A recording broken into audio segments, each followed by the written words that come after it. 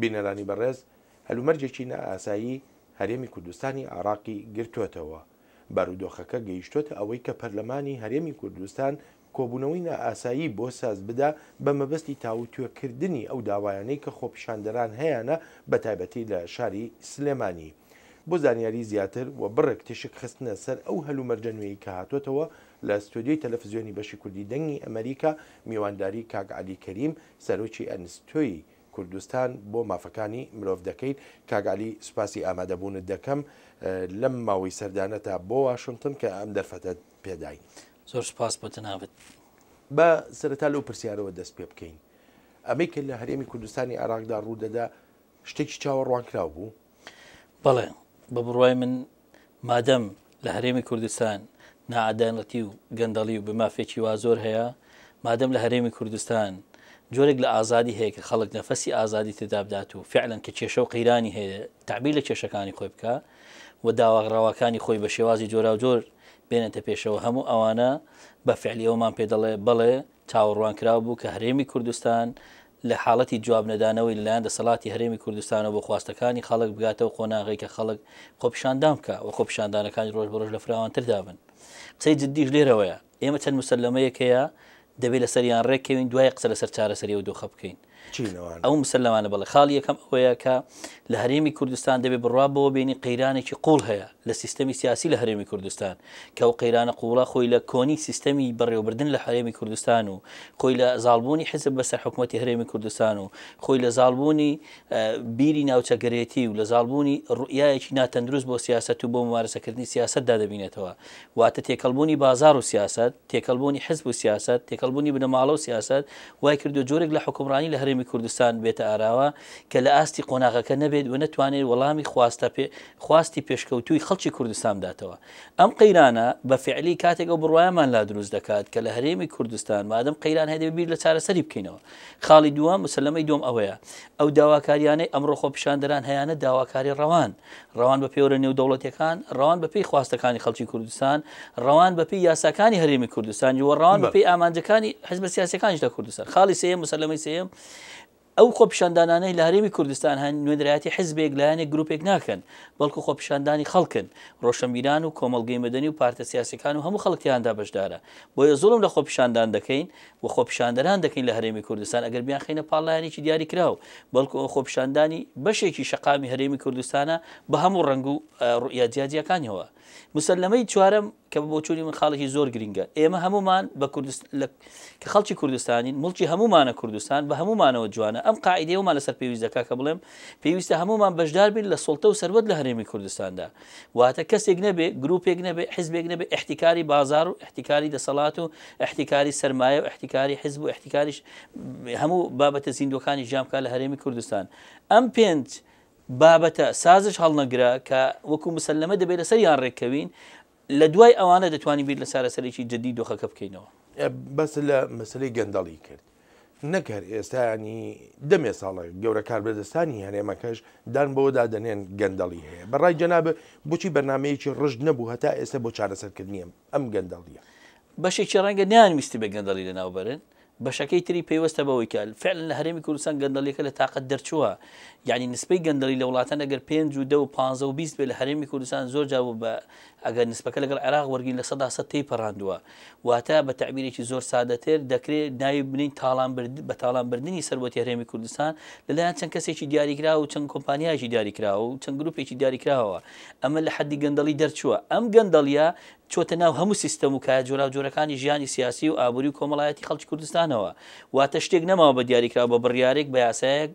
بڵێ بنەبڕ دەکرێت. بۆیە بەشێکی وەک چۆن نانویستوە بەشەکەی تر نانتوانیەوە بەشەکەی تر من پێم وایە احترامێکی زۆرم هەیە. بەشێک لەو بەرپرسانی لە هەرێمی کوردستان چەند ساڵە دەڵێن گەندەڵی هەیە بەڵام هەنگاوێک نەچوونەتە پێشەوە بۆ چارەسەرکردنی، نە پرۆژەیان پێ بووە و نە ڕوئیایەکی وازەحیان هەبووە و نە ئیرادەی ناوبردنی گەندەڵیان هەبووە و نە بڕواشیان بۆ هەبووە. خەڵکو و کۆمەڵگەی مەدەنی و پارتە سیاسیەکان بە هەموو ڕوئیاکانیانەوە بەشدار بن لەگەڵیان بۆ لە ناوبردنی و گەندەڵیە. بۆیە ئەم گەندەڵیە وای لێ هاتووە لە کوردستان بۆتە سیستەم بەڵکو وای لێ هاتووە یعنی احترام هەیە بۆتە ڕووی دووەمی دەسەڵاتی سیاسی لە هەرێمی کوردستان. فەئەمە ئەوەمان لەسەر پێویست دەکا کە بڵێم گەندەڵی لە هەرێمی کوردستان قەزیە یەکەمە و کێشەی پاڵنەری سەرەکی دروستکردنی خۆپیشاندانەکانە واگە چارەسەر نەکرێت بەڕاستی دەمانگەێنێتە دۆخێکی کۆنتۆڵ نەکراوە. چارەسەرکردنی مەسەلەی گەندەڵی بەڕای جەنابەت کارێکی وا دەکا کە سیستمی سیاسی لە هەرێمەکەدا بگۆڕێ، ینی چارەسەرکردنی ئەمیان بەستراوە بەویانەوە یا چارەسەرکردنی سیستمی سیاسی و گۆڕان لە سیستمی سیاسیدا مەسەلەی گەندەڵی چارەسەرەکە. پێم وایە هەردووچیان دوو ڕوو یەک دراون، بەڵام بەفعلی بەوەی هەنگاوەکە ئەساسی بێت، چونکە گەندەڵی بەخۆی دەرەنجامی ئەوەی گەندەڵی لە سیاستدا هەیە، بۆیە گەندەڵی وازراوەتەوە ئیدارە و گەندەڵی مالی بە دوای خۆی داهێناوە. من پێم وایە بۆ چارەسەرکردنی گەندەڵی لە هەرێمی کوردستان پێشەوە پێویستمان بەڕاستکردنەوەی عەقڵەوەتە پێویستمان بە دەستکاریکردنی سیستەمی سیاسی لە هەرێمی کوردستان هەیە،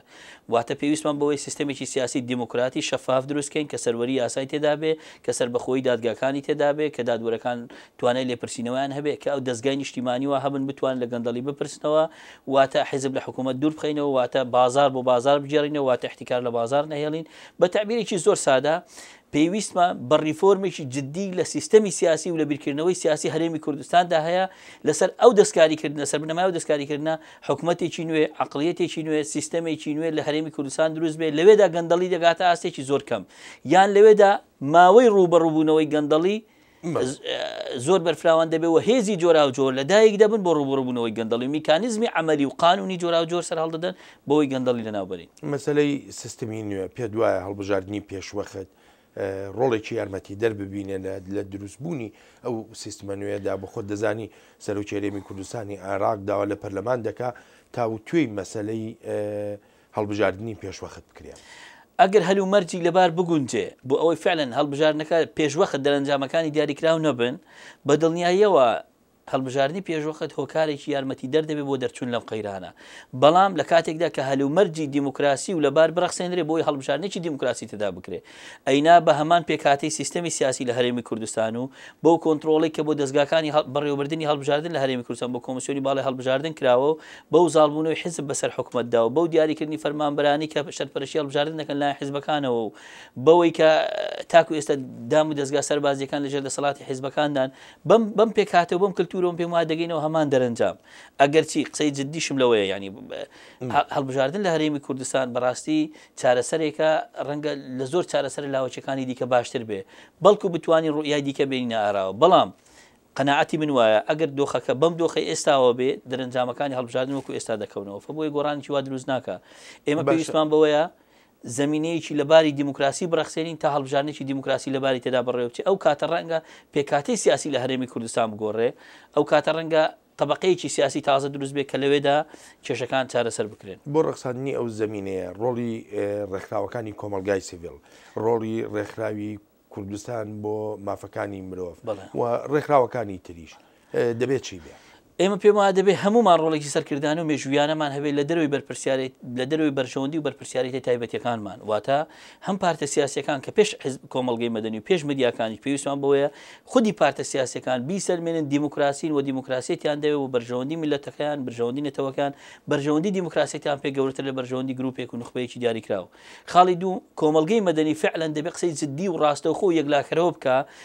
لەسەر پرۆسی هەڵبژاردن، واتە بەلایەوە گرنگ نەبێت چێ دەیباتەوە، بەلایەوە گرنگێت چۆن دەیباتەوە. ئێمە دەبێت لەسەر سێ ئاستی شپێم وەکو کۆمەڵگەی مەدەنی وەکو ئەنستیتوتی مافی مرۆڤش کە پێشتری ژوامان کردووە. ئاستی یەکەم فعلەن خەڵکی کوردستان هوشیارکەینەوە بە میکانیزمی جۆرا و جۆر کە چۆن هەڵبژاردن دەکا و هەڵبژاردننی تەندروست چۆنەوە دەنگەکانی خۆی چۆن دەدا و دوای چۆن لی دەپرسێتەوە. خاڵی دووەم بە فعلی خەڵکی کوردستان و پارتە سیاسیەکان بخەینە حاڵەتێکەوە کە هەست بکەن چاودێریەکی ناوخۆیی و نێودەوڵەتیان لەسرە و پابند بن بە پرەنسیپەکانی هەڵبژاردننی تەندروستەوە، چ لە قۆناغی کەمپینی هەڵبژاردن، چ لە قۆناغی دەنگدانەکەداوە، چ لە قۆناغی یەکلاکردنەوەی دەرەنجامەکان. خاڵی سێیەم بە فعلی ئێمە وەکو کۆمەڵگەی مەدەنی سوور بین لەسەرەوەی کە دەرەنجامەکانی هەڵبژاردن فعلەن دەستکاری نەکرێن و ئەو دەرەنجامانی کە ڕەئی ڕاستەقینی خەڵکی کوردستان بوون وەکو خۆیان جێگیر بکرێن. ئەگەر بتوانین ئێمە بەشدار بین لەو پرۆسەیە بەو شێوە پێم وایە هەنگاوێکی گەورە دەچینە پێشەوە. لە هەمووشی گرنگتر ئەوەیە بەڕاستی هەڵبژاردنێک بکرێت تعبیر بێ لە ڕێی هاوڵاتیان، نەک هەڵبژاردنێک بێت کە بەڕاستی بەخواسی حزبێکی دیاریکراو بێ یان گروپێکی دیاریکراو، چونکە گەوامان کردووە کە هەڵبژاردننی وڵاتە عەرەبیەکانی لێدێ و دەرەنجامەکان ئەو دەرەنجامانە دەبن بەخواستی دەسەڵات دەبن، بەڵام فعلەن دەسەڵاتێک دروستەکە دیسان دابراو لە خەڵک دەسەڵاتێک کە تعبیر نە لە ڕێی هاوڵاتیان. کاک عەلی جەنابەت ئاگاداری پەرلەمانی هەرێمی کوردستان ڕاگەیاندنێکی بڵاو کردو و 17 خاڵی خستۆتە ڕوو وەکو دەڵێت بۆ چارەسەرکردنی ئەم قەیرانەیە کە هەرێمی کوردستانی عێراقی گرتوێتەوە. ئەو حەفدە خاڵە و جێبەجێکردنیان بەڕای تۆ خواستی شەقامی کوردی دێنێتە دی تا ڕادەیەکی گونجاو ناڵم هەموو خواستەکان بەڵام بڵێ تا ڕادەیەکی گونجاو بۆ ئەم خۆناغا هەنگاوێکی ئیجابێ دەکرێت و ئەساسێک سەیری بکرێت بەڵام ئەوە هەموو شتێک نییە فعلەن هەندێک شتمان هەیە لە هەرێمی کوردستان پێویستی بە ئیرادەی سیاسی دەرەوەی پەرلەمانە چونکە من تێدەگەم پەرلەمان لەکوێ کار دەکات پەرلەمان لە هەرێمی کوردستان ئەو دەسەڵاتە ڕاستەقینە بڕیار بەدەستە نییە کە بتوانێت فعلەن حکوومەت و سەرۆکایەتی و هێزەکان و حزب سیاسیەکان و هێزە سەربازیەکان ناچار بەوە بکات بە ئارەزووی و بە بڕیاری ئەو کار بکەن بەڵکو پەرلەمان لە هەرێمی کوردستان زۆر جار ئەندامانی پەرلەمان بچووکترن لە خواستەکانی حزب و ئەندامانی مەکتەب سیاسی حزبەکان خۆمە هەمومانەوان لە دەزانین بۆیە بەدەر لە پەرلەمان پێویستمان بۆ ئیرادەی سیاسی پێش هەموو کەسیش ئیرادەی سیاسی دو حزب دەسەڵاتدارەکە بڕوا بەوە بێنن کە دەبێت چارەسەرێکی ڕیشەیی و بنەڕەتی بکەن بەپێی خواستەکانی خەڵکی هەرێمی کوردستان پێ دوایە بیکەن لە دوای ئەم ڕووداوانەی کە بینیمان لە کوردستان من پێم وایە جۆرێک لە ئیستیجابە هەیە بەڵام ئیستیجابێکی زۆر لاوازە تا ئێستا ئەوەی من بینیومە هەندێک هەنگاوی ئیجابی هەبوو بەڵام فعلەن زۆر کەمترە لەوەی خەڵک چاوەڕوانی دەکات و زۆر کەمترە لەوەی پێویستە بیکەن مەسەلەن بەیاننامەکەی سەرۆکایەتی حکوومەتی هەرێمی کوردستان بەیاننامەکەی سەرۆکایەتی هەرێم دوایین بەیاننامەکە دوو خاڵی ئیجابی بوون و جۆرێک لە بەرەو پێشچوونیان تێدا بە ئاراستی خواستەکانی خەڵک بەڵام هەموو شتێک نین گەورەتر لەوە گرنگتر لەوە ئەوەی بەلای منەوە زۆر گرنگە ئەوەیە پارتی دیموکرات و یەکێتی نیشتیمانی زۆر بە جددی بیر لەوە بکەنەوە هەنگاوێک هەڵنێنن کە دوای خەڵکی کوردستان و نەتەوەکەمان تووشی بە یەکدادام بکات ئێمە پێویستمان بە چارەسەری هاوبەشەواتە کە چارەسەر دادنین دەبێت ئۆپۆزیسیۆن تێیدا بەشدار بێ کۆمەڵگەی مەدەنی تێیدا بەشدار بێ واتە چارەسەرەکان هاوبەش بن بۆ ئەوەی دوای ڕوئایەکی هاوبەش بۆ قۆناغەکە بینینە دی ڕاستە ئێمە بیر و بۆچوونمان جیاوازە ئەفکارمان جیاوازە ڕێی سیاسی و بەرژەوەندی سیاسیمان جیاواز بێ بەڵام دەبێت لەسەرەوە کۆک بین کە دەبێت چارەسەرێک بدۆزینەوە چارەسەرێکی تەوافقی بێ بەم قۆناغە کە چارەسەرێکی ڕیشەیی بێ نەک بەنجکردن بەڵکو چارەسەرێک بێ فعلەن کوردستان لەم قۆناغە سیاسیە تەنگ جەدارەوە بگوازێتەوە بۆ کۆمەڵگەیەکی سیاسی جێگیر و ئارام کە لەوێدا قیمەتی ماف و ئازادیەکانی ئینسان هەیە قیمەتی هاوڵاتی بوون هەیە دەسەڵات ڕنگدانەوەی خواستەکانی خەڵکە و دادگای سربەخۆ هەیە و پارتە سیاسیەکان لە شوێنی سروشتی خۆیان کار دەکەن هەیمەنە بەسەر حکوومەت و بەسەر دەوڵەت داناکەن و بازارێکی کراوەیە و بە هەموو مانایە کۆمەڵگەی کوردستانی هەنگاو بەرەو ئەوە دەنێ ببێ بە کۆمەڵگەیەکی دیموکراتی ناوەرۆک فعلەن کراوە و بە هەموو مانایەک بەهێز و نمونەیی کاگالی زۆر سپاس دەکەم زۆر سپاس بۆ جەنابتان و بە دەنگیان لێ مەمنونم تەقدیری خاص سپاس دەکەم